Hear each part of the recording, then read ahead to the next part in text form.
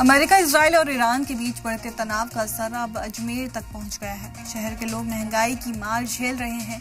दरगाह के आसपास के इलाके में खाने पीने की चीजें पहले ही महंगी हो चुकी हैं, लेकिन हाल ही में तेल और गैस सिलेंडरों के दामों में भी जबरदस्त बढ़ोतरी देखी जा रही है।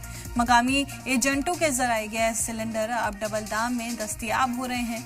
होटल और ढाबा मालिकों का कहना है कि बढ़ते हुए खर्च को बिना कीमत बढ़ाए चलाना मुश्किल है, इसलिए उन्होंने खाने पीने की कीमतों में इजाफा किया है।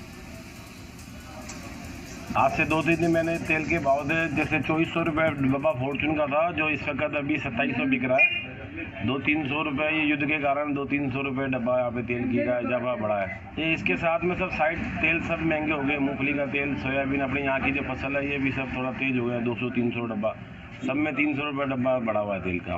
कारण क्या है?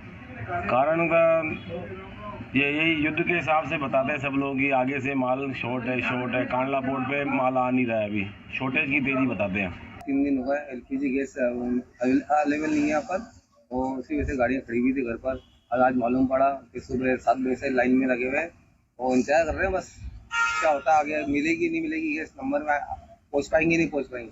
3 दिन से यहाँ पर गाड़ी है, हमारे स्कूल की बुकिंग रहती है भैया, बुकिंगें भी रहती है। अब 3 दिन में हम वापस यहाँ गैस डलवाना है तो बच्चे को लाना ले जाना स्कूल की बुकिंग के लिए, गैस भी नहीं बचता है। अब 3 दिन में यहाँ लाइन लगा कर खड़े रहते हैं हम आकर, और 3 दिन में वो गैस बचे भी है नहीं बचे पंप पर, वो भी कोई नक्की नहीं है। तो हम गवर्नमेंट से ये चाहते हैं कि हमारी इस समस्या का समाधान कर दे।